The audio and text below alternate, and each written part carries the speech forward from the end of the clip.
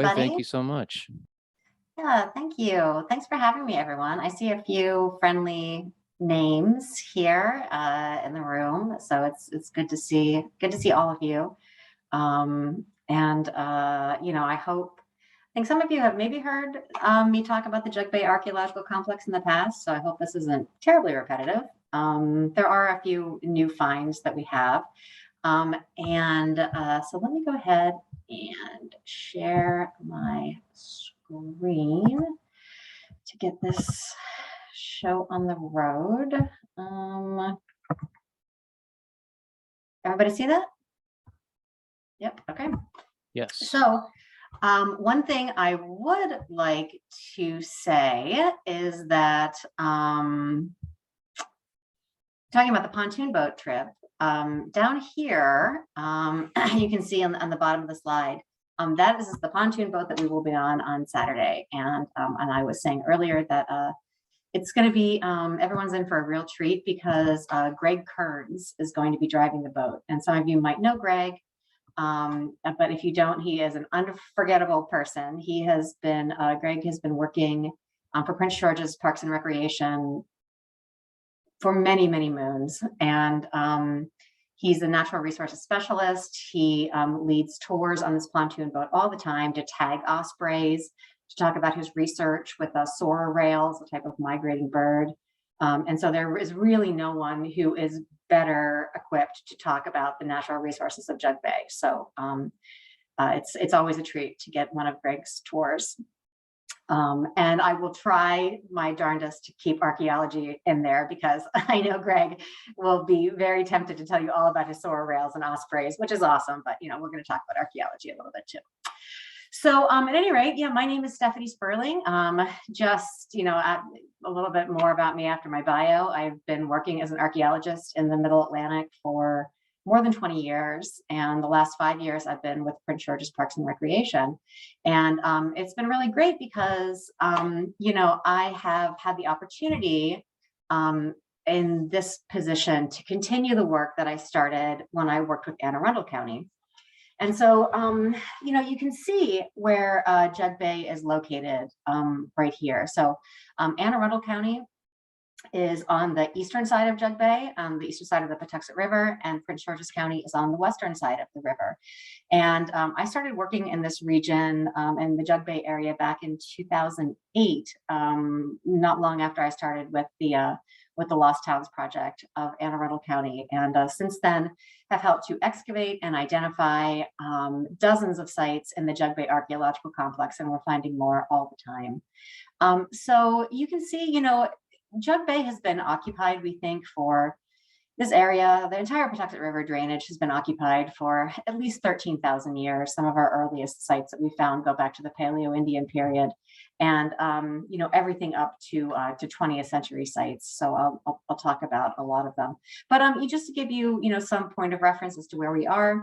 Jug Bay is it is just south of the confluence of Western Branch and the Patuxent River. Western Branch is the largest tributary of the Patuxent, and it is an area of incredible biodiversity. It's close to the head of tide, so we're about 45 miles from Solomon's Island, where the Patuxent meets the Chesapeake. And then if you go about 50 miles in the opposite direction, you start to get to the headwaters of the Patuxent, which is right there near where Montgomery, Howard, and Frederick counties all come together. So as I said, and I'll be talking to you today and on the boat about the complex of sites that we have just dubbed the Jug Bay Complex. These sites range from ancient native sites to we have colonial port towns. We have plantations where we've identified, the homes of enslaved individuals.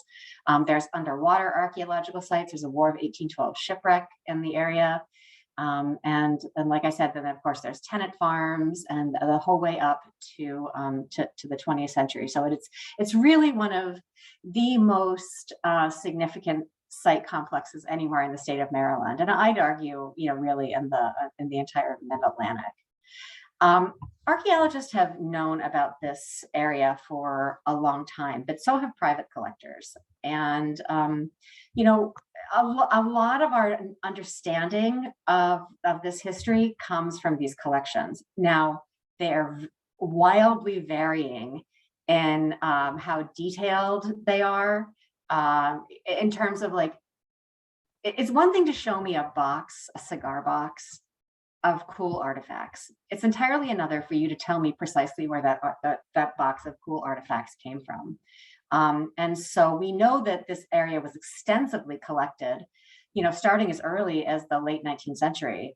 Folks from the Smithsonian from Washington, D.C. were coming to this area to collect, particularly the indigenous artifacts that are in the area. So we know of some have sort of migrated their way back to us, but they are certainly large sums of this history that are lost forever. But today, you know, one thing that's great about this area is that Jug Bay, it's surrounded by parkland and low density development on both sides. And the park systems and, you know, many of the homeowners are deeply interested in preserving this history. And it's allowed archaeologists on both sides of the river, on both Prince George's and Anne Arundel County sides of the river, to turn this into kind of a public archaeology laboratory, you know, where it is not an exaggeration to say well over 75% of the archaeology that's done in the Jug Bay area is with the help of the public. And, you know, I've just put the logos up of a few of the organizations that help us with that. Of course, Department of Parks and Recreation that I work for in Prince George's County. The Maryland Historical Trust has funded several of our projects and our expeditions. And of course, the Lost Towns Project in Anne Arundel County and Anne Arundel County Department of Recreation and Parks over there. So on the Prince George's side, we have public archaeology opportunities all the time. You know, in my role in Prince George's Parks, I am public archaeology is what I do a lot of the time. And we have a whole variety of public archaeology opportunities. On this side of the screen, you see some of our flyers. We do strolls, you know, history walks around Mount Calvert property, which is one of our, that's where most of our public archaeology takes place, is in Prince George's County, is at Mount Calvert. I also lead kayak tours, and that's what we're doing right back here, is we are taking a kayak tour of the sites in the Jug Bay Complex. And coming up next week, we have a field experience where we're going to invite folks to come out and excavate with us right along the edge of the Mount Calvert mansion. And I'll talk more about that coming up here shortly. And then we also do lab experiences as well, because of course, you know, as people who have done archaeology or interested in archaeology, the things that you find, you have to have a curation plan for them. And, you know, it's great to go out and discover all the cool things that Jug Bay has to offer, but then, you know, processing them is a whole nother part of the archaeological process. And so we try to bring people into that aspect as well, by just cleaning artifacts and then actually doing the analysis as well, if they're so interested.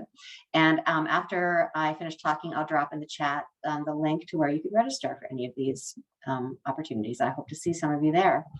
But again, like I alluded to, you know, at all steps, what we are really trying to express to people is that archaeology is a process, right? Like, it is not just excavation. You know, of course, first we have to do research. I mean, excavation is the fun part. It's what draws most people in. But then there's, you know, afterwards, you know, lab work can take weeks or months, not to mention the analysis of the artifacts.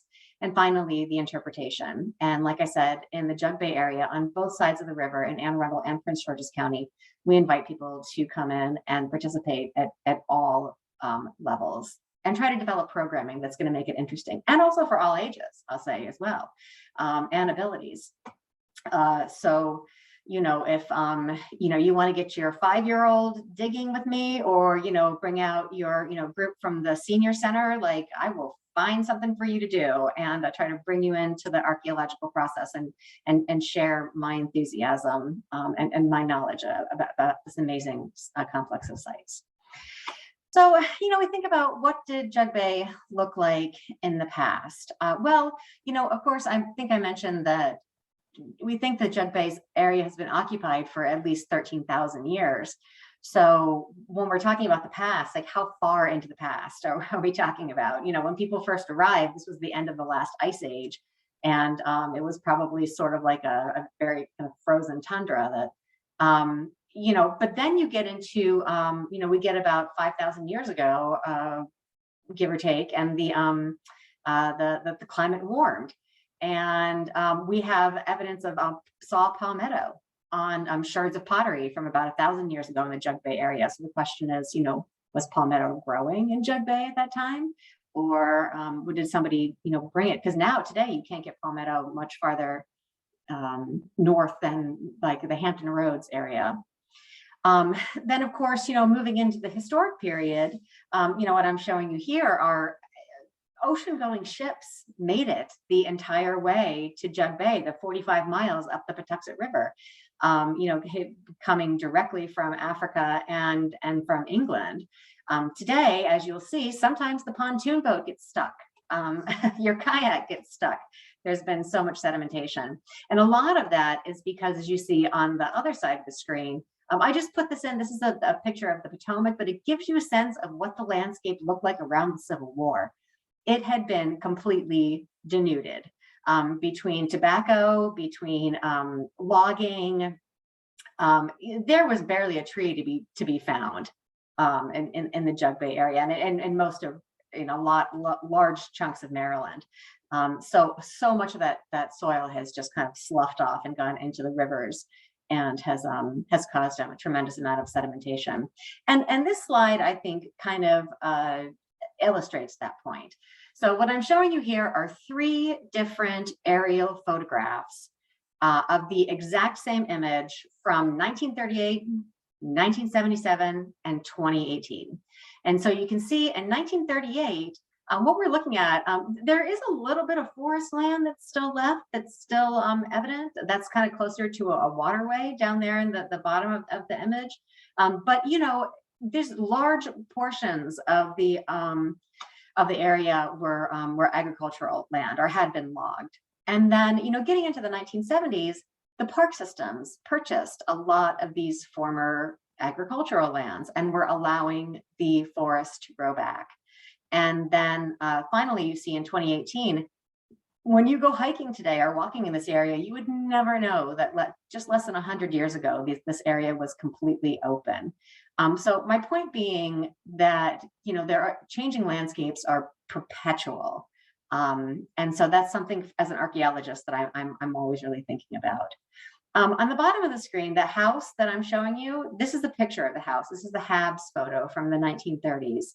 Of what it looked like, probably around the time that this aerial photograph from 1938 was taken. On the other side, that's what it looks like today. It is in ruins. It is just a pile of bricks on the forest floor. But however, I have some evidence that in the late 1970s, this area was excavated. And, they clearly tried to do it kind of right. They even made a sign. It's called the Half Pone site, the Half Pone Archaeological Site. Prince George's County, come out, kids, and, dig around a 19th century house with us. But the truth is, they had no collections plan at all for the artifacts or for the notes. And all I have to go on are these few images and sort of the vague memories of the people that worked here at the time. So again, proving the point that, archaeology is a whole process. And so just by excavating, I don't know how much of the site has been excavated, how much has been lost. I have no earthly clue where the artifacts have gone, let alone the notes or any other photograph, site pictures, aside from these few images that I found in a binder in my office. So all that said, what is Jug Bay today? Well, in addition to having this, robust public archaeology program, you can see the girls here, and we put them to work in a unit. Jug Bay, like I said, is surrounded on both sides by parkland and very low density development. The forests have grown back. The marshlands are extensive. It's just really an area of tremendous natural beauty. However, so much of this area has been fundamentally transformed by this thing that you see that I've just circled here in the slide. This is the remnants of the Chesapeake Beach Railway Bridge. So this is an archaeological site, one of our most recent archaeological sites in the Jug Bay Complex. And so the Chesapeake Beach Railway, I think I can take it out of there. There you go. So Chesapeake Beach Railway Bridge,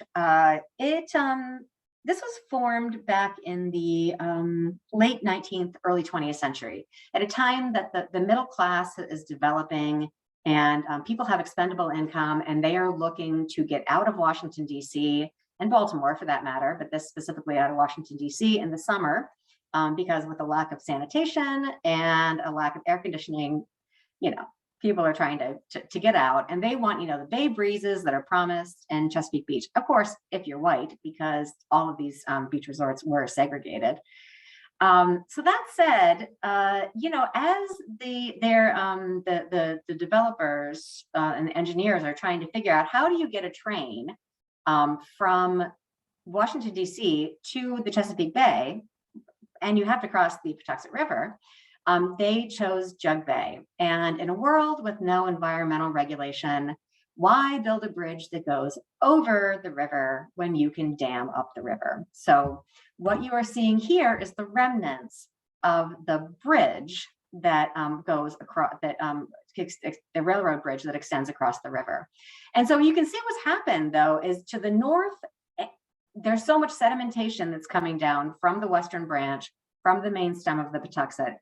And this is what has formed so much of the marsh to the north, to the upper part of the image there. And to the south, this area is still tidal.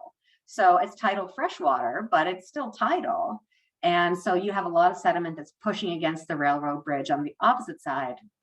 And it's formed a lot of that marsh. And what the two pictures are showing you, the two maps are showing you, it's a little hard to see, but the 1890s map, if you follow this darker blue stem, that's how they mapped the Patuxent River in the 1890s. And honestly, there was no such thing as Jug Bay then.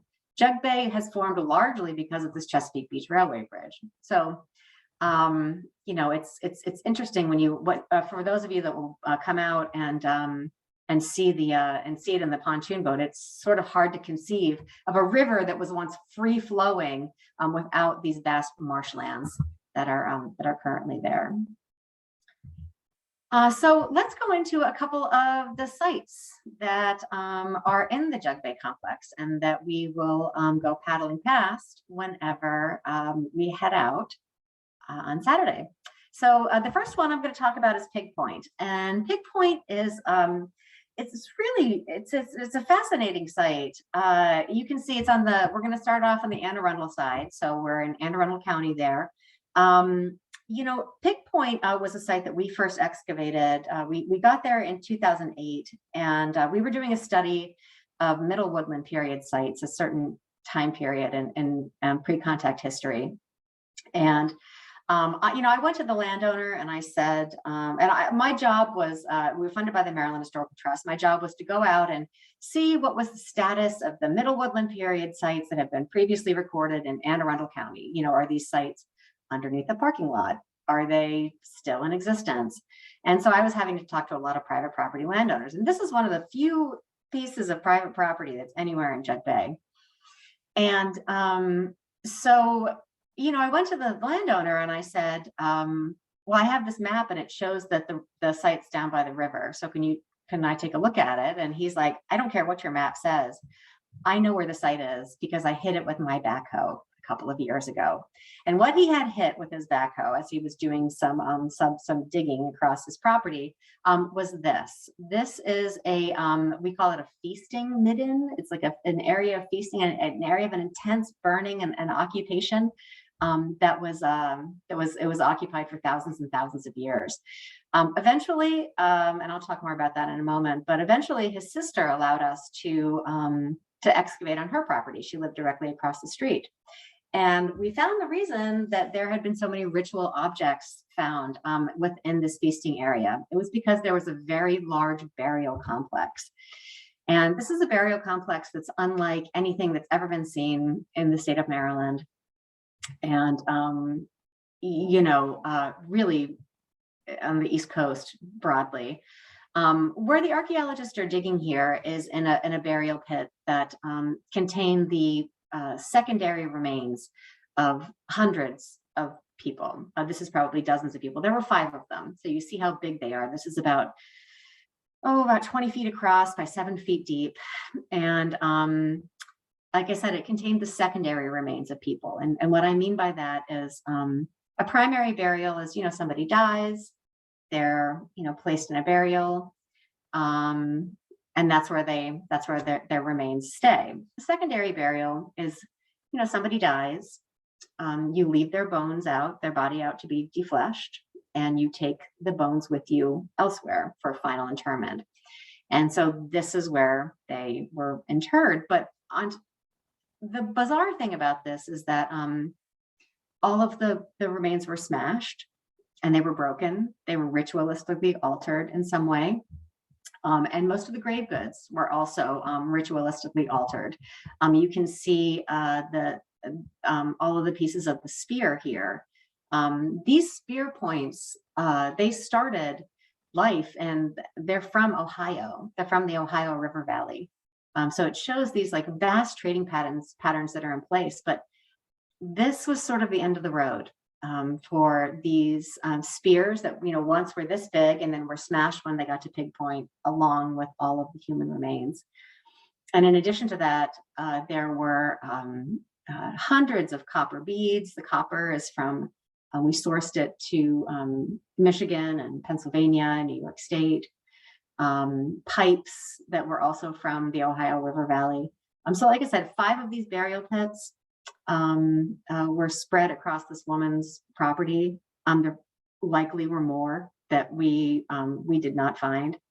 And I will say that all of the human remains have been reinterred. They've been put back into the burial pits with the help of local Native groups and the Smithsonian American Indian Museum. So and the only whole burial in this entire burial complex was that guy. Well, this is actually from Mount Calvert, but I don't have a good picture of it. It was a dog. There was a dog that was buried on top of all of this. They were burying people here from about 350 BC to 8300, and the dog was probably buried somewhere several hundred years later. So that's kind of fascinating. Just downhill from this burial complex, we also found where people had been living, habitation areas. You see the dark stains that are in the soil there. Those are the remnants of the saplings that have been driven into the ground in a wigwam-like structure. You can see the artist representation there at the bottom of the screen.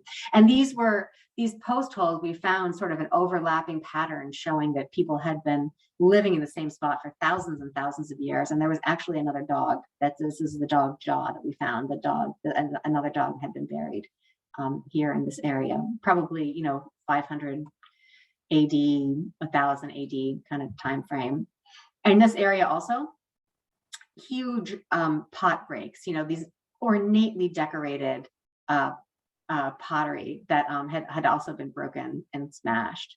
Ritualistically, maybe, accidentally, possibly. This is something we see at other sites. I'll show you that in a sec here. One thing that was really fascinating about Pig Point, of the multitude of things that were fascinating about this site, was we found a hearth with a radiocarbon date that went back almost 9,000 years.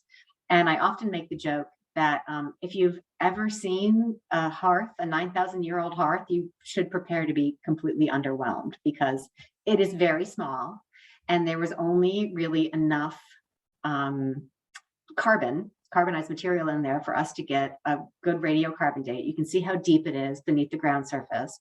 But the radiocarbon date, coupled with the artifacts we found in that same horizon, this intern here had the time of her life, the day of her life, finding a 9,000-year-old projectile point right next to this hearth in this horizon. So showing just this like continuity of occupation. And this also shows it as well. This is what I was talking about when I say the feasting area. So you can see the dates that are on the side of the screen there.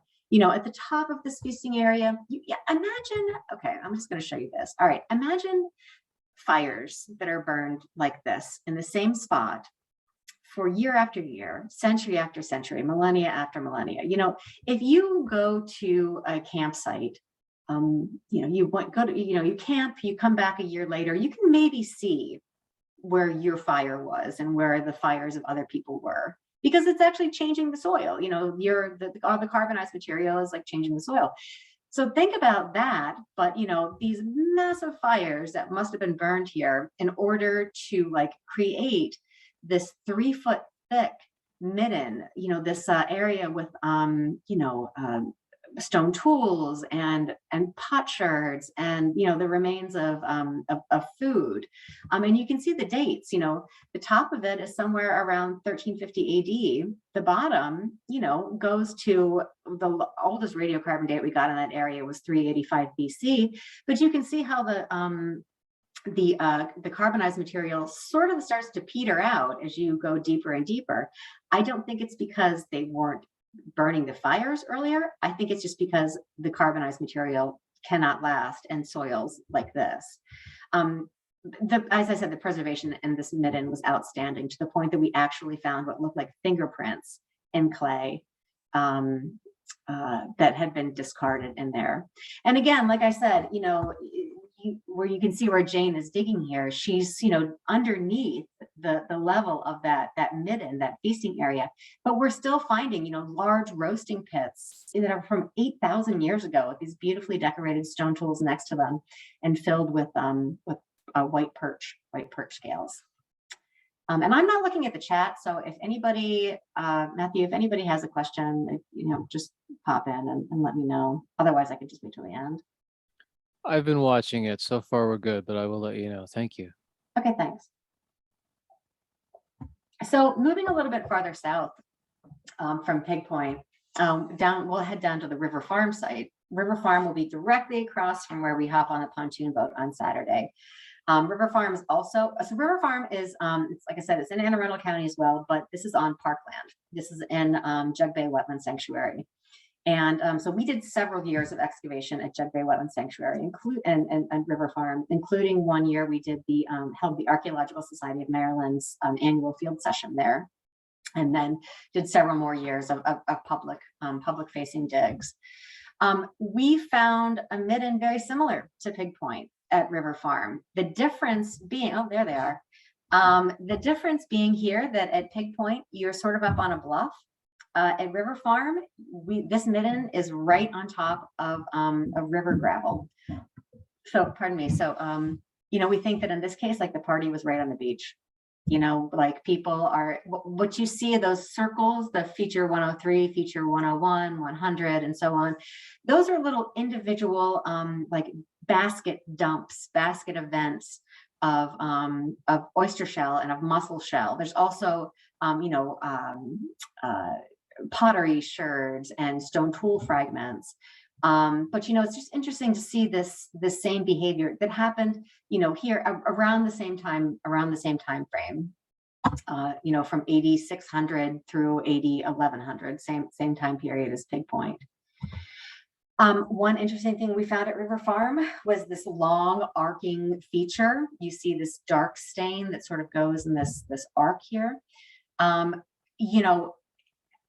It wasn't that deep, but underneath it almost looked like there were some voids where artifacts, as you excavated into it, where artifacts had sort of slipped in. And what we thought maybe is it might have been some kind of fence line. This faces the river, so the river is on the outside of the arc. And so, is this a fence line for that people are living behind? Could this be some kind of duck blind? Some sort of hunting area? It really wasn't clear. But what we did find surrounding this fence line, and as we were moving up from the midden and back into the floodplains a little bit deeper, is this living surface. You can see where the archaeologists are excavating here. They're finding another one of those pot breaks, just like we found at River Farm. That's what those it looks like those big sort of flat things are that they're excavating around, big sherds of broken pottery. And you can see some of the beautifully decorated pot sherds that are down there in the lower area of the screen. In addition to trade goods, the projectile point is similar to those that we found at Pig Point, dating to the same time period as the burial complex, along with jasper and slate and things that have to be brought in and traded. And the Patuxent was that allowed for that trading network to pass through for the exchange of goods, the exchange of ideas, the exchange of people for thousands and thousands of years. And just down river from River Farm, almost right next door, up on a bluff, River Farm's in the floodplain. This is up on the next bluff down. The Lost Towns Project found a really fascinating site. First of all, they found these Clovis lithics. These are some of the earliest artifacts that have been found in good context in the Jug Bay area. Collectors have showed us artifacts that they found, ancient artifacts, Clovis being Paleoindian, right? Being, 11,000, 12,000, up to 13,000 years ago. The first people who came to this area. So, but this is in pretty good context. It was in the plow zone, so it's kind of churned up. But just showing this, demonstrating unequivocally that people arrived here in these very, very early time periods. What I find really interesting about this site is the dichotomy then moving into there's a whole collection of 17th century sites. The woman who's in the picture here, her name is Pat Melville. She's a volunteer with the Lost Towns Project, and she's also a former archivist. So at the Maryland State Archives. So as they started to find these 17th century artifacts, Pat did some research and found that we might be looking at the home of a indentured servant from the 17th century. So, as we're moving out of, into the period of English colonization, the English are bringing, before chattel slavery became institutionalized, they're bringing a lot of indentured servants with them. These are probably people who are poor. They don't have a lot of opportunities in England. And, you might not make it your 7 years that you're indentured in the New World, but you have, this might be the best chance that you have.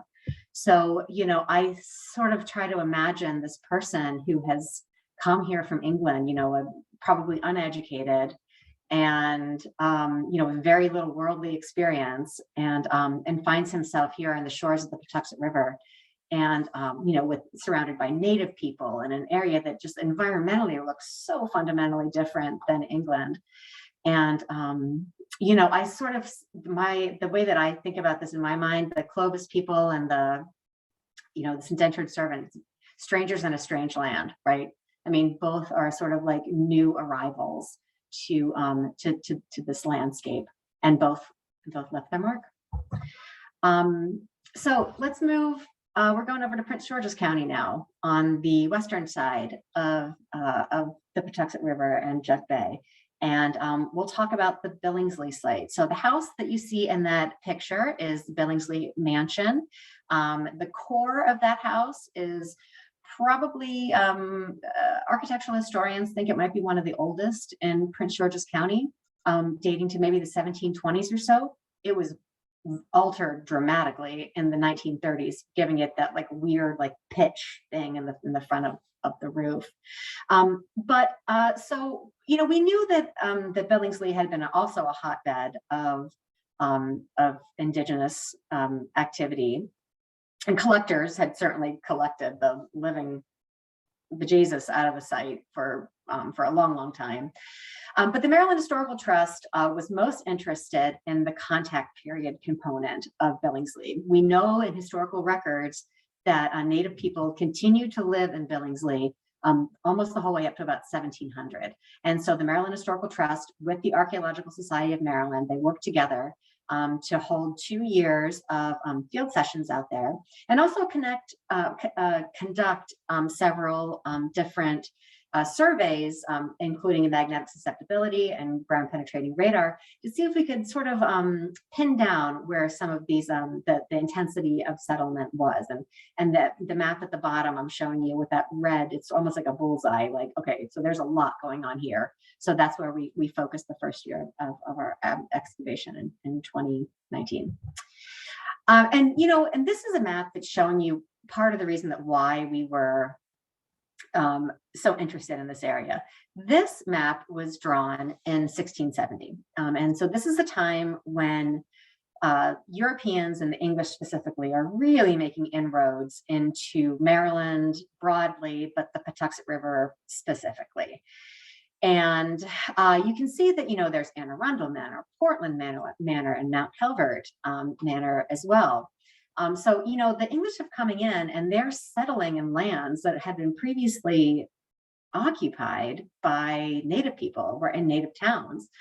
But the native people still had, several towns where they were holding out. And so Herman mapped 2 of those towns here in the Jug Bay area, right where Western Branch and Patuxent River come together, right where Billingsley House is right now.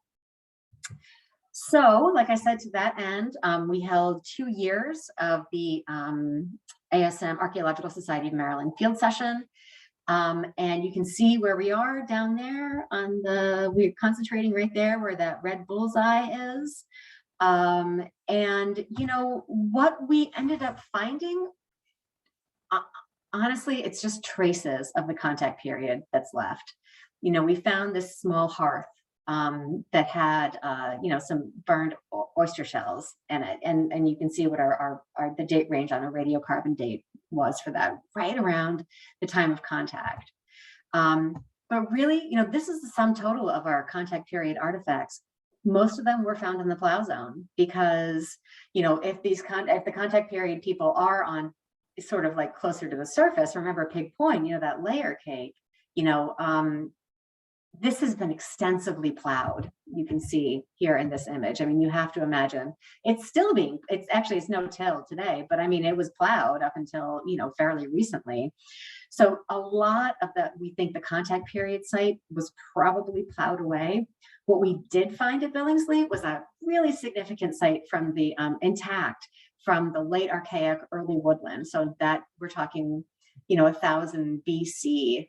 That time frame, huge storage pits were still out there, hearths, and then there's also some evidence that then later on enslaved people were quartered in this area. So again, there's just like layering of history out there, and we're talking about all these big sites, right? We have the Billingsley, and we have Pig Point, and we have Mount Calvert.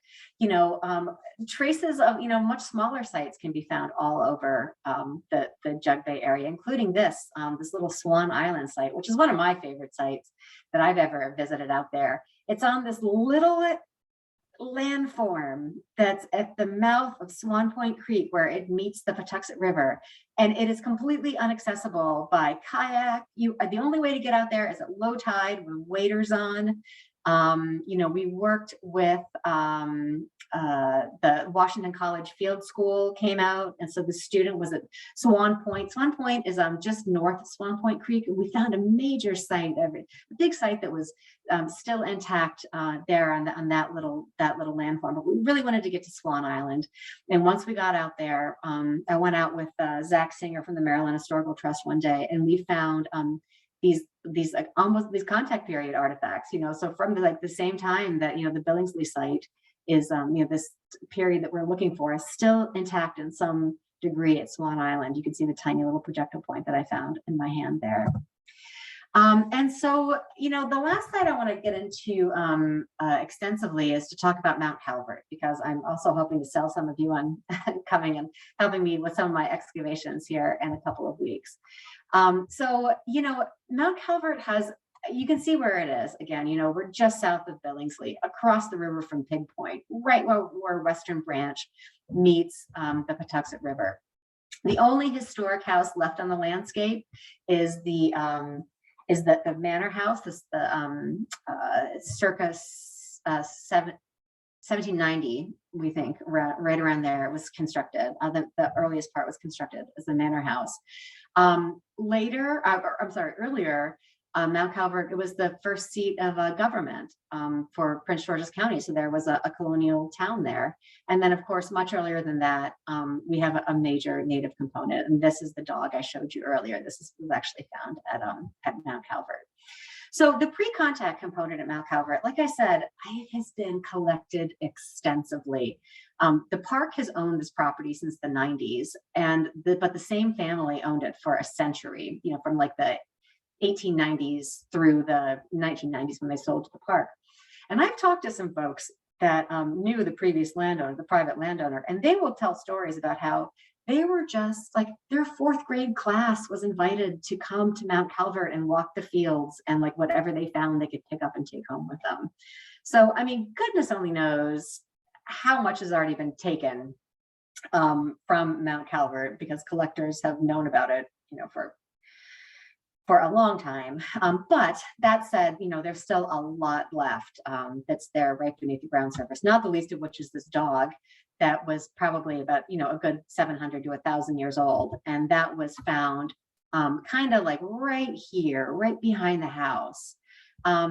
But what's really most fascinating, I think, when we're talking about the pre-contact component, is that we find a feasting area and living surface that surrounds the entire modern house. Oh, and just for perspective, there's Billingsley right there. So here's Mount Calvert, this is Western Branch, and there's Billingsley. So, what we did an excavation last year right around the house, and this is where we're going to be digging again for this field project coming up, because engineers are finding that there's some water infiltration issues around the footprint of the house. And so we have to dig, well, not we're hiring a crew to help us with this, because we do not have the manpower to do this extensive work on our own. We're a very small office. But we'll be doing a little bit of the work with the help of the public.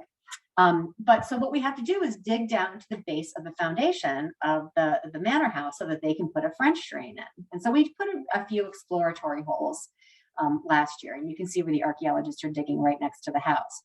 Well, as we started to come down there's several layers of fill, modern fill, and here's this is a lightning down rod, and it had been filled with bricks and modern bottles and that kind of thing. But we started to come up with, we saw just a little bit of shell that started popping up. So as I started to excavate into the shell, what I realized I was looking at was a feature, a basket dump, just the same as we'd found at Pig Point, that we'd found at Billingsley, that we'd found at River Farm, right next to this modern intrusion. And, in this image, you can see in profile where you have that same kind of dark, midden living surface, area that had been trampled down, fires burned, people have been on it for centuries. And then what's even, I think, possibly more interesting is you see the black soil. This is the builder's trench. This is the bottom of the builder's trench that we find all around Mount Calvert. So the way clearly Mount Calvert had been constructed, the enslaved individuals who constructed the house stood inside, they dug out the cellar, 5-foot deep cellar, put the soil someplace else, clearly displacing a ton of this midden, of this living surface. And then they stood inside and then built the wall up in front of them, and just left just enough room on the outside for them to kind of go in and like smush the bricks up. Well, clearly the soil that they had displaced, they were dumping in first, because what you're seeing here at the bottom is that midden soil that was dumped back into the builder's trench, and that still had indigenous artifacts in it as well, like the pot shards and that sort of thing. So that's just a really interesting mix of history there. And so then, of course, after the native people had been displaced and sort of eradicated from the Jug Bay area, as I said, there was a town that formed there. This was the first county seat of Prince George's County, and it was called Charlestown.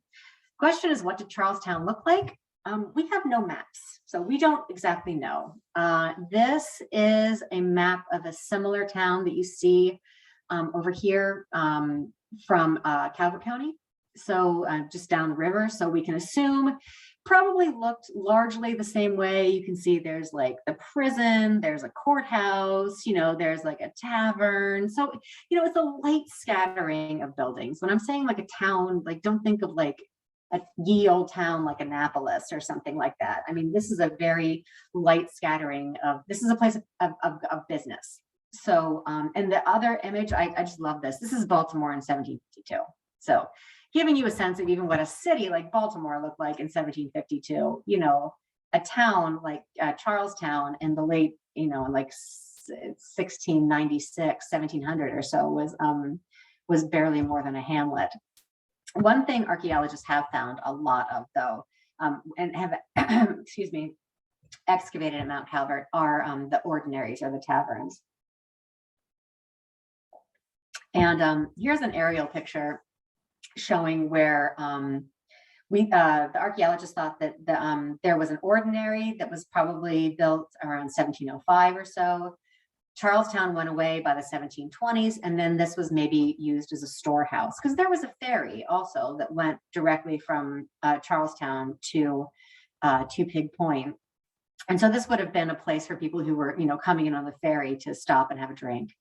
And I just love the picture here, this drawing of like what tavern life looked like, fighting and gambling, and it might not have been quite like that, but I bet it was a lot of. And honestly, we find out, paintings like this are just gold for archaeologists because, looking at all the material culture that's, in this image, we find archaeologically out there. And of course, the other thing that we found archaeologically in the early 1700s is for sure evidence of slavery, because by the early 18th century, slavery is taking a major foothold in this part of Maryland, and was fully entrenched by the time the plantation house was constructed in the late 1700s. So you can see that what I'm showing you here is just the population of enslaved people in Mount Calvert from 1790 until emancipation. This is only going decade by decade, so one has to assume that it's not an exaggeration to say that hundreds and hundreds of individuals were enslaved here at Mount Calvert. So the question, that the archaeology office has had is, where were the quarters? Where were these people? Where did the enslaved people live? And so they searched for it for many years for the complex. There was an extensive surface collection that was done of the property right around the time that it was the park bought it in the 90s. They mapped where all of the artifacts were, and then we had a ground penetrating radar survey later in around 2015 to try to pinpoint where the people were quartered. And so here's a recent aerial picture. You can see we just wrapped up the excavations there about 2 years ago. And so you can see where the quarters were. They're about 600 feet from the main mansion. Previously, the main road to Mount Calvert probably ran almost directly next to or right in front of the quarters. The road orientation has changed from where it is today. So again, just sort of showing this, like the main road coming in, like goes right past the quarters. I mean, this was something, slavery was not something that you were hiding from anyone. This was something you were proud of. And it's another way of like showing your wealth. Look at all these people that I own. The other thing I'm showing you in this image is we think the path of the ferry that ran directly from Mount Calvert to Pig Point. Today, when you come out on the pontoon boat, you'll see that you have to sort of make this big arc around the marsh that's formed by the Chesapeake Beach Railway Bridge. But previously, when in an absence of a marsh, it would have been a much more direct route. And so, we've asked ourselves, how many buildings were out there for hundreds of people who were enslaved? Probably many more than what we found archaeologically. The picture in the center of the screen is of the slave quarters at Sauterley Plantation, which is further down the Patuxent River in St. Mary's County. These buildings probably look like that, and that's what our archaeological findings have showed, that there was very little window glass, if any. They were probably wooden structures. We found some brick, but the brick was very likely from hearths. You can see that there, traces right underneath the plow zone and in the aerial photograph here of where we have, are these maybe interior or the exterior hearths? If you're packing in, a lot of people into these small buildings, especially in the summer, you're not doing most of your cooking inside, you're doing it outside. So we want to go back into this area and do further excavations to see if we could try to pinpoint and understand a little bit more of the lives of the enslaved African Americans here in this area. And the last site I'm going to talk about is just sort of continuing on the topic of African American history, is Selby's Landing and Columbia Airfield. So we have good information that there was slave trading that was happening in the Jug Bay area in the 1760s. The newspaper clipping I'm showing you down here at the bottom is from 1761, but Stephen West and Justin Coolidge both owned land in the Jug Bay area near Selby's Landing, current modern day Selby's Landing. And so, we have other documentation that shows that in addition to them having, imported, what does it say? Well, this doesn't say specifically, but you have to assume like the count as 100 people or better are being sold on the auction block here in the Jug Bay area. This one's for Nottingham, which is a little bit farther south. But what I find interesting, again, talking about dichotomy of history, when you sort of dive into it, in the 20th century, this area then became Columbia Air Center. And you can see the aerial picture of Columbia Air Center. It was the first airfield in Maryland and possibly in the United States that was owned and operated by African Americans, many of whom served in World War II. And after the war, they came back and opened a flight training center where they trained both African Americans and Caucasians how to fly. And it thrived for the better part of about 10 or 15 years until it was disbanded in I think right around the early 60s, which is about the time that it became a park property. So again, just this long arcing course of history, of African-American history, the terror of enslavement, to the pride of being a pioneer all in one spot. So, that's a ton of information, and I could talk to you for hours about the Jug Bay Complex. But, just what I hope that you come away with from this talk is that there is just an incredible cultural landscape that has been discovered and still is yet to be discovered in the Jug Bay area. And we're always looking for people to come and help and to share this information with, if you want to come dig or just take a trip, or, and I hope for those of you that take the pontoon boat tour with us, that this will kind of paint a more of a picture in your mind of some of the sites as we go and paddle on past them. So I am going to stop sharing my screen. And thanks for putting the link in there, Matt. And I will also, there is the link to register for any of our archaeology programs. That's just for our main, the main PG Parks sign up. And just type archaeology in the search bar, and you'll link to all of our archaeology programs.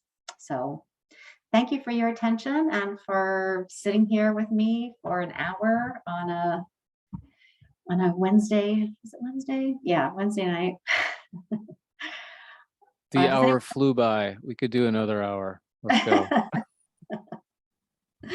Does anyone have questions?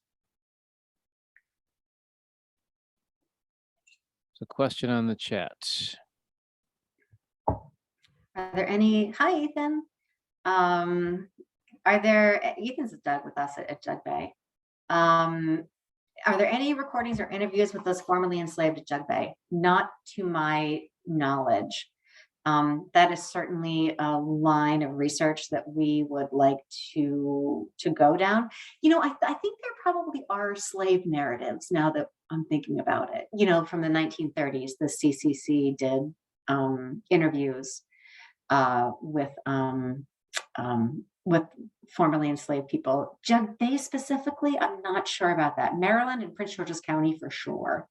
But no, connecting with descendants of the enslaved individuals is something that I would love to pursue more. The link to take part in the fieldwork, I put it in the chat. So if you just you click on that link, it'll take you to our main. Do it again. Go twice. Just type archaeology in the search bar, and you'll link to all of our archaeology programs that we have going on.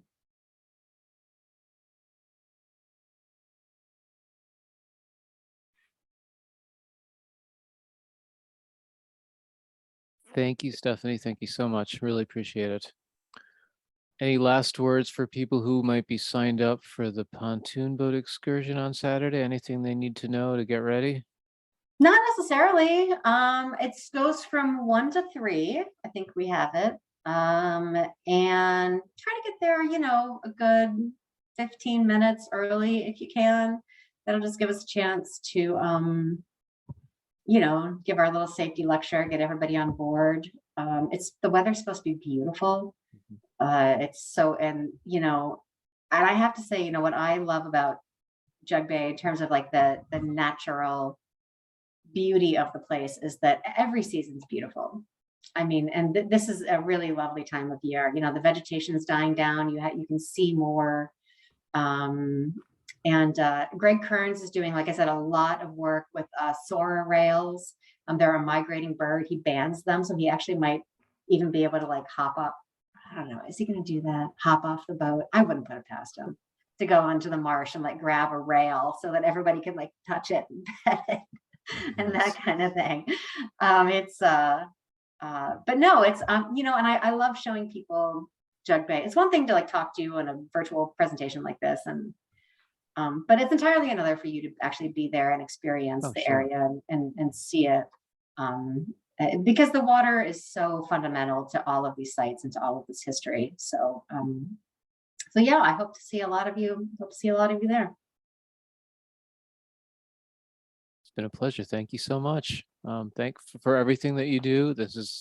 I know you've spoken with our group before, and hopefully we can make that happen again at some point in the future, because it's just really, it's amazing to me that there's any artifacts left after all of the history of people just sort of tromping through with their, you know, school kids digging stuff up. And it's just, that's really kind of neat that you're still finding things even now after all this time. So keep up the good work. It's really appreciated.